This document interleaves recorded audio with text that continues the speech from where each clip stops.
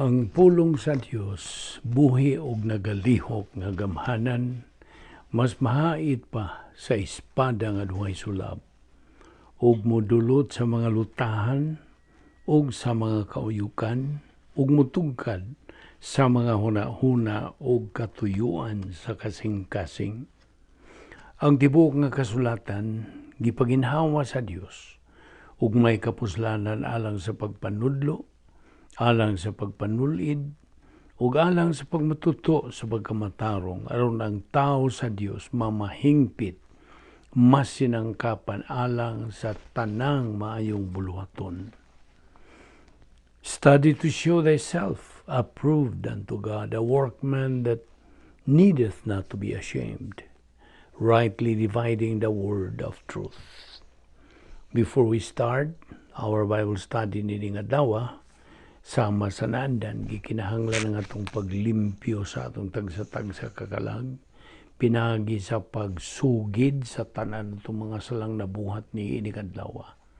Aron sa ingon niya na, dili kini mahimong babag sa atong pagbuhatong pagtuon sa pulong sa Dios. Gamito nato karon ang prinsipyo sa 1 Juan 1:9 nga nagkanayon sa in English, if we confess our sins, God is faithful and just to forgive us our sins and to cleanse us from all unrighteousness. Now, alang kanimo, dili magtutuo. Ang imong buhaton dili ang pagsugid sa imong mga sala. Ang imong buhaton mao ang imong paggamit niya ng imong kabubuton aron ikaw makahimo sa labing manungdanong desisyon nga mahimo ni tibok mong kinabuhi. Ang desisyon sa pagtuo kang Ginoong Hesukristo ingon nga imong Dios ug manluluwas. Mora, igo lang kang mutuo kaniya. O ang Espiritu Santo mag-bautismo kanimo. O ikaw madugtong pahigbalik kita ikaw ngadto sa imong relasyon ngadto sa Dios. Busa, believe on the Lord Jesus Christ and thou shalt be saved.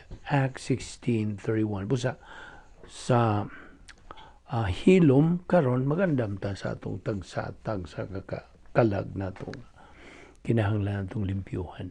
Let us pray.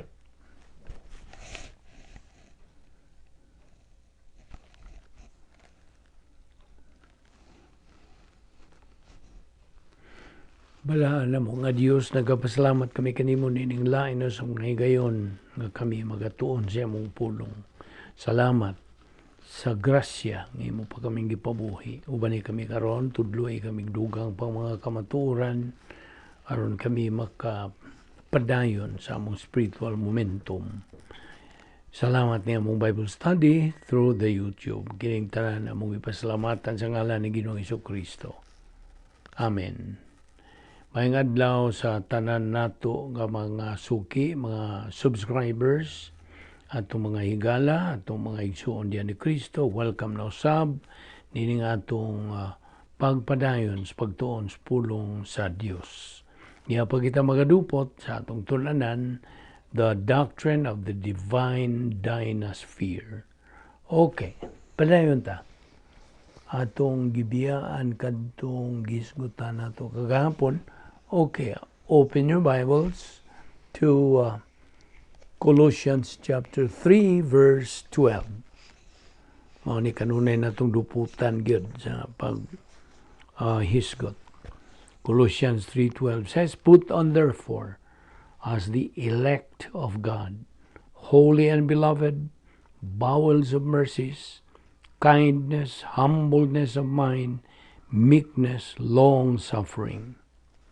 Now, karon, let us recall the past doctrines that we have taken up, the various wills of God. Nagkalanlaing kabubuton sa Dios. Okay? Ang nagunag yun niini, mao ni gitawag og directive will. Ikaduha, overruling will of God. Ikatulo, permissive will. Now, atong duputan kini, well, of course, nakasabot kanining directive will kung unsay iya gyung latid alang kanimo nga sundon nga kabubuton, that is directive will. Ikaduha mo ang overruling will. Na ako kang taga-ihimplo nining overruling will. Pananglitan, buot ka nga mo biyahe pinagi og kanang inunta by boat. Okay, you want to travel by boat. Apan na disgrasya ka pagkatumba. So you broke your leg. Nakaron, God's overruling will, iyang gi-overrule ang imong kabubuton sa imong plano to travel. Tungod kay ang barko nga imong pagasakyan malunod. You see? Mo na ihiblo og overruling will. Ang permissive will nga mutugot ang Dios. Okay? Now, ngay punto nga kung dadon diya kanimo. Atong hisgutan ning bahin sa plano sa Dios, no? God's plan, God's purpose and will alang sa atong kinabuhi hingpit. It's perfect. In fact, it is the best and the highest plan. Ang atong kinabuhi, mura o gingunta, mura interweave, o inunta sa, in English, our lives are interwoven and interconnected, all for the glorification of God. Akong balikon. Our lives are interwoven and interconnected, all for the glorification of God. Ang Diyos nasayod ng daan sa tanan nga mahitabo. Akip na o lakip na katong mga resulta na unya, consequent results of things that never could have happened. He knows all that are knowable. Apil tong mga unknowable. Nga naman, tungod kay siya hingpit. Kita nimo? Ang hingpit ra nga kanang persona ang sinati niini. Hingpit man siya. So, anything that he does or he plans is perfect. Dili nimo madugangan, dili nimo makuhaan, di ni mo mausab because it's perfect. Now, we believers have been guaranteed by omnipotent God a home in heaven. Nga naman, tungod kay kita mga sakop naman lagi sa harianong panimalay sa Dios. Ug nasayod kita nga ang Dios matinumanon sa iyang pulong. He keeps His word. He never lies. Wala na sa iyang character o essence. Remember the 10 attributes? Ato ragon ng reviewon kay daghan tingali kaninyo nakalimot na. Mo kini mga kinaiya sa Dios ang naguna ginin ang iyang pagkalabaw nga magkagahom. Sovereignty. Ikaduha, ang iyang hustisya. Ang iyang pagkamakiangayon nga hustisya. Fair in His justice. Ikatulo, ang iyang pagkamatarong o katarong righteousness. Ikaupat, siya gugma. Hingpit nga gugma. Wala gani kinahanglan og tumong sa iyang paghigugma kay siya mismo gugma. Sabot ka. So God is love. Ika-5, ang kinaiya sa Dios. Kinaiya o kinabuhing wala ni katapusan. He is eternal life. Ika-6, ang iyang pagka-omnipotente, iyang pagkamagamhanan labaw sa tanan. Ika-7, ang iyang pagka-sayod sa tanan. Nahibaw siya sa tanan. Wag yu butang nga wa masayre sa Dios. Ika-8, ang iyang pagkaanas tanang lapit He is everywhere. Tanang suok sa kalibutan o sa universo. He is there. Unsa ang ikasiyam, dili na siya mosab. God never changes. Unya ang ikanapulo, ang iyang pagka-hingpit nga kamatuoran. Mao ni ang mga 10 attributes sa Dios. Efeso 1:11, inheritance ang gisgutan ra diha. Being predestinated according to the purpose, etc.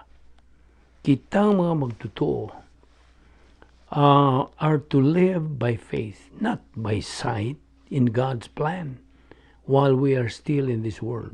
Samtang niya pakita nining kalibutan na, ang gidumala ni Satanas. We have to live by faith, not by sight.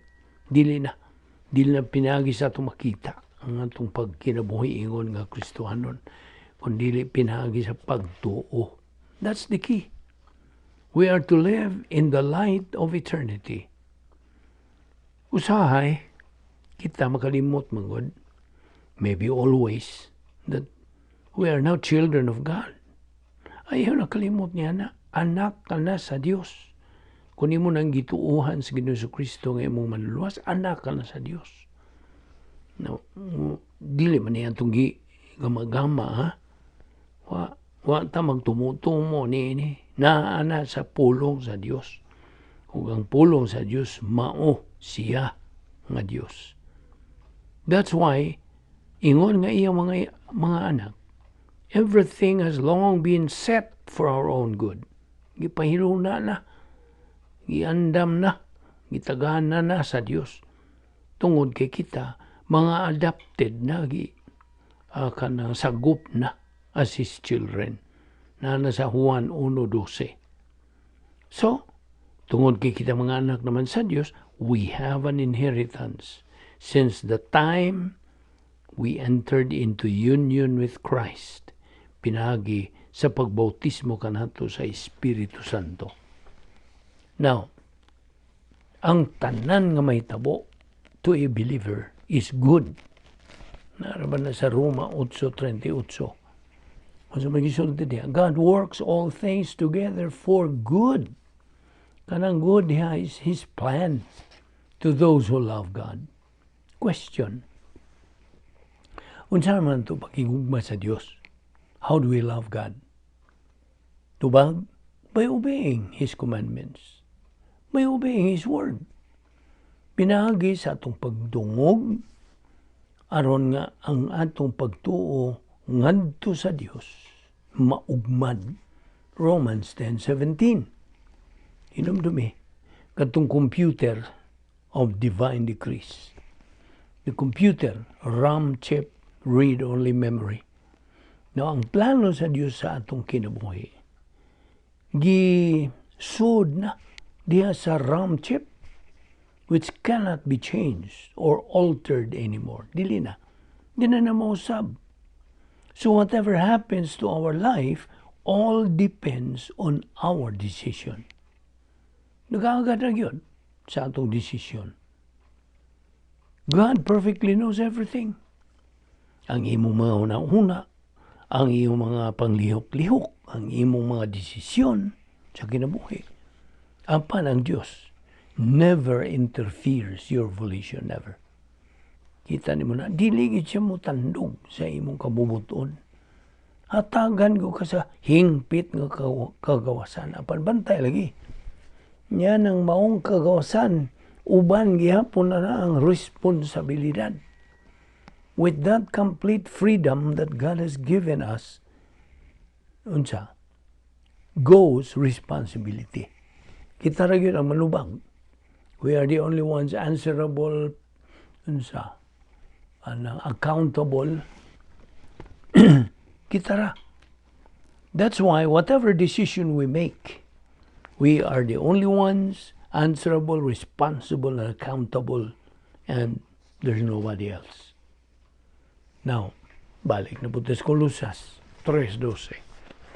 Put on therefore as the elect of God, pinili, holy and beloved, bowels of mercies, kindness, etc. Now, by the way, mangutaan na raw ko nimo. Unsa may but pa sa butuod niining by compassion, heartfelt, by compassion. This is ang but pa sa but impersonal love. Now, kita maka-aplikar lamang nining impersonal love human mad ugmad ang personal love for God. Ngani ka na to.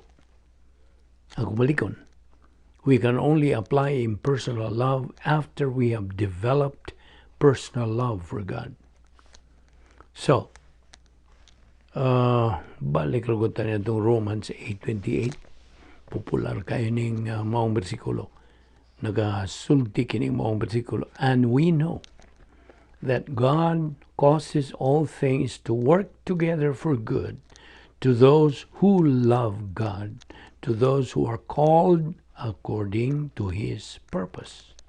Verse 29, for those whom He foreknew, ang pasabot, foreknowledge na, whom He foreknew, He also predestined to become conformed to the image of His Son, so that He would be the firstborn among many brethren.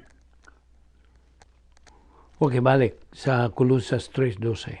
Put on therefore as the elect of God, holy and beloved, bowels of mercies, kindness, humility, gentleness, and patience. Now, kining bowels tuod nini. Tingali mo ba'y pagkadungong ni mo nini, naghisgot kining bowels of mercies. Kining bowels, sa Grigo kong pulong, splanknon. Mao kini ang Grigong pulong, splanknon. Nephros, nga nakahulugan usab og belly, tiyan ba? So, bowels of mercies. Now, of course, that's the emotion that is being referred to. Now, kining hisgutan din ni bowels of mercies, kindness, humility, gentleness, and patience. Kini, naghisgot kini, nagadupot kini, niining hisgutan atong impersonal love for all mankind. Balik tes compassion, atong gitukbil, di ba dugay? Dunay duha ka klase sa compassion. Unsa bud pasabot ning compassion? Binisaya, pagka mapuanguron. Gusto? I don't know, mudawat ka ba niya ng Binisaya? Pagka mapuanguron. Okay?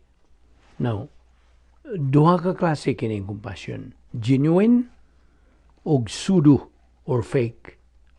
Now, ang genuine, ang simpatiya sa usa ka tawo is mercy, clemency, etc. as a human virtue towards another. Resulta kini sa iyang pagtuman sa espirituhanong kinabuhi, siyang kinabuhi, etc. with emphasis on God's 10 problem-solving devices. Ug busa, ang genuine compassion, produkto kini, it's a byproduct sa pagkaanaas maong magtutuo diya sa sulod sa divine Dynasphere nga nagatuman siya sa espirituhanong kinabuhi ug siya napunan sa Espiritu Santo pinaagi sa paggamit sa napulo ka mga paagi sa pagsulbad sa mga suliran. Mga ehemplo. Okay. Kadtong pagka mapuanguron sa atong Ginoo Kristo ngadto ni Lazaro nga namatay. Our Lord Jesus Christ cried. Okay? Mihilak ang atong Ginoo Kristo. Ang atong Ginoo Kristo had that compassion on Mary Magdalene who was engaged in adultery. Ang atong Ginoo told her, go and sin no more. Di ba mo ang tigisulting Ginoo Kristo kaniya? Our Lord had compassion on the woman in the well, nomdong ka, who was fetching water. baton siya o pagkamapo ang nguron. Okay mo, kini ang himplo sa genuine compassion. Karon ay ikaduha, pseudo or fake. Mini, plastic ba? Sa Visayan, gitawag ni og pakitang tao. Dili ni resulta sa doktrina. O dili resulta kini sa pagdasig sa kinaiyang mga sasala. This is a result of the old sin nature motivation. One who practices this is a carnal believer. Mo ni batasas carnal nga magtotoo. O kay nga no, this is the result lagi sa gahom sa kinaiyang mga sasala. Old sin nature's power. Now, balik na po tayo sa Colossus 3:12. So as those who have been chosen, eklektos of God, holy and beloved, put on a heart of compassion, kindness, humility, gentleness, and patience. Put on endure. Oh, by the way, ang Biblia, gisuwat kini in its original language. Ang Old Testament was originally written in what? Unsa mang lingwahe? Hebrew-hanon. Well, some portions in Aramaic. Samtang ang bagong pakigsaad, the New Testament was originally written sa Griego. Originally written in Greek. Now, and we study the Word of God through its original language. That is why we say corrected translation. Maingon bitaw every now and then. Ang corrected translation nining maong kapitulo, bersikulo.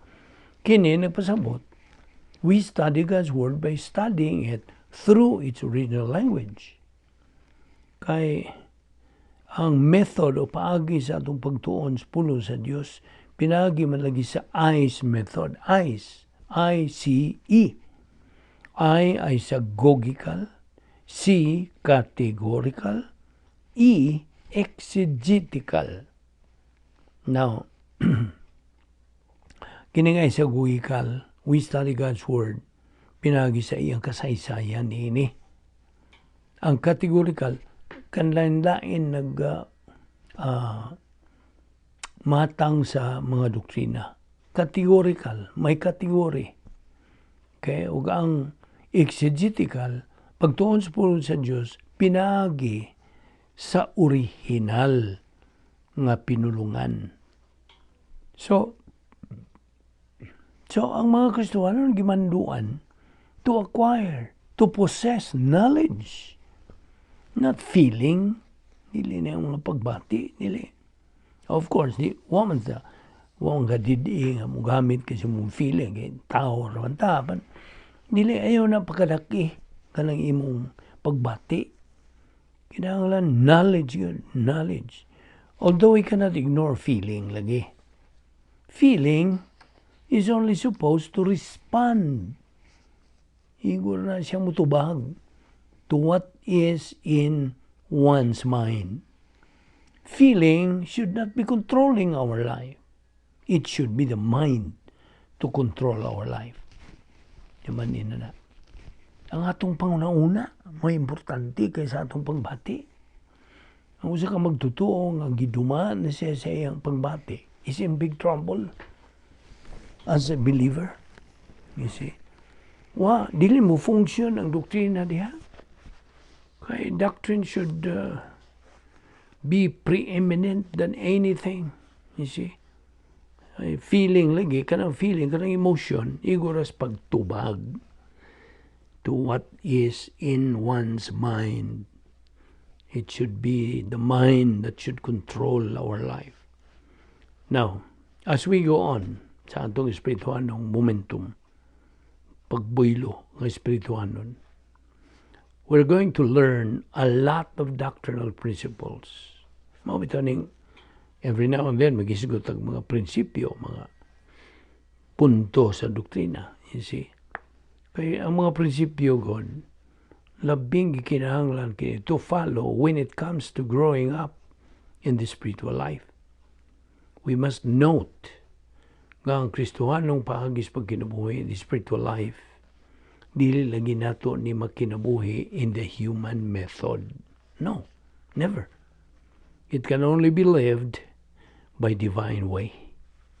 Hinumdumi ang definition sa Christian way of life. It is a supernatural way of life, and as such, it demands a supernatural way of execution. Nagmando ang Diyos nga ni kanatong mga magtotoo nga mubuhat kita. Atong buhaton ba, atong tumanon ng pulong, dili kay kutob lang tas pagpaminaw niini. James 1:22 kana. Be doers of the word, not only hearers of my word. In fact, ang pulong sa Diyos na kanayon, whatever we do in word or deed, we have to do all in the name of the Lord Jesus Christ, giving thanks through Him to God the Father. God's word is wisdom, kaalam. Ug ang kaalam mao'y magapalig-on sa usa ka maalamon nga tao. A wise man, more than 10 rulers who are in his city. Naman sa Ecclesiastes 7:19. Og si Hosea usab na kanayon, sow the wind and reap the whirlwind. Ang gitawag og law of volitional responsibility. Ang nagapaluyo niya na. Now, Colossians 3:12, unsay gisgutan niya, chosen, pinili.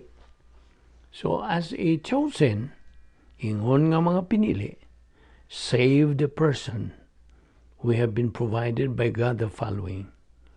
Labihas kadaghan nga sangkap sa Diyos kanato, eternal life, ang atong paghiusa kang Kristo hangtod, ang atong dili kasagaran nga espirituanong kinabuhi, ang napulo ka mga paagis pagsulbat sa atong mga suliran, ang mga espirituhanong kahanas, ang gitawag nato spiritual self-esteem, spiritual autonomy, spiritual maturity. Unsa pa? Gisangkapan kita sa Dios og escrow blessings in time. Nya, inigbiya nato ning kalibutan na atong masinati ang dying grace kung kita natunong, nasibo, nahiluna sa grasya sa atong pagkinabuhi. Dying grace. Lahi na sa kanang unsa kadto to? Sin unto death. That is the kind of death na the believer can experience kung wa siya matunong, na matay siya pagkakarnal, reversionista, wala siya puos sa kinabuhi ang gipahilo na sa Dios. Kaya negatibo man. So mo na iyang dagatan. Sin unto death. You see, sala nga makamatay. Apan ang opposite nini is dying grace. Pagkamatay diha sa grasya. Unsa pa? Unsa pa gisanggap sa Dios? Escrow blessings in eternity. Tuwa pa. That will be parlayed ang imong mga escrow blessings din sa panahon dito. Parlayed ka na dito sa blessings in eternity. Labihas kadaghan. Porsyon lang niya itong gisgutan sa mga gipagsangkap sa Diyos kanato. Human kita maluwas. Versikulo 12, sa isulti diha sa Colosas 3. So, as those who have been chosen of God, holy and beloved, put on a heart of compassion, kindness, humility, gentleness, and patience. Chosen, eklektos, mga pinili kita sa Diyos. All these virtues mentioned diya sa versikulo 12 cannot be worked on. Dili ni paningkamutan. Dili ni pinaningkamutan, but a byproduct o resulta sa espirituhanong pagbuylo on a daily basis. Sod diya sa protocol nga plano sa Dios o diha sa operational divine dynasphere. done, gihimo kini, gituman kini as unto the Lord. Kita nimo? 1 Corinthians 5:7, unsa gisulti? Clean out the old leaven, so that you may be a new lump, just as you are in fact unleavened. For Christ, our Passover, also has been sacrificed. When you want to sa Old Testament, Deuteronomy 15:11. Unsa gisulti diha? For the poor will never cease to be in the land. Therefore, I command you, saying, you shall freely open your hand to your brother, to your needy and poor in your land. Now, sibug taga may Colossians 3:13. And say gisulti niya, bearing with one another, mag-inantusay sa usag-usa. By the way, ang Grigong pulong niining bearing with one another is anikumai. Anikumai.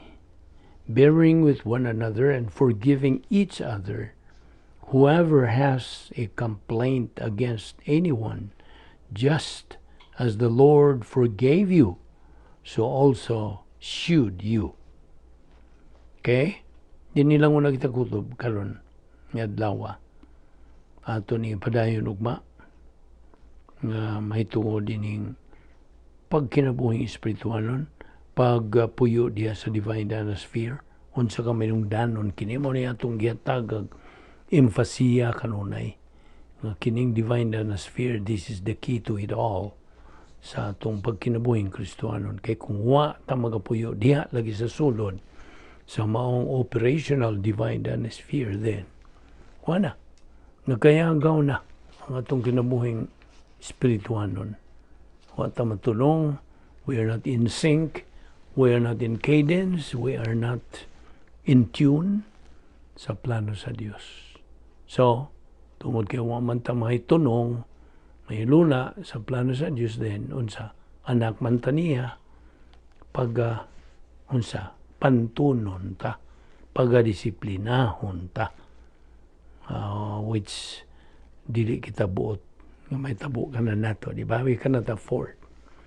Kay ang Dios matinumanon siyang mga pulong kung mao nga we are always in sync with God's plan. Pinagi sa atong pagpadayon, atong spiritual momentum, consistently, persistently magampo ta. Balaan na mo nga Dios. Salamat sa imong grasya. Nga mong nagatunan og dugang mga punto sa doktrina nining adlaw. Bani kami sa among paggamit nini sa mga dalang panginabuhi. Wala kami mahimo kung wala ikaw, kung wala imong pulong. Sa prinsipyo nga mong barugan, life is fabulous with doctrine, but miserable without it. Salamat niining maong prinsipyo nga magabadlong ka namo matag karon og unya aron kami padayon gayud sa pagtuman sa imong kabuoton. Kining tanan among gipasalamatan sa ngalan ni Ginoong Hesukristo, among bugtong manluluwas.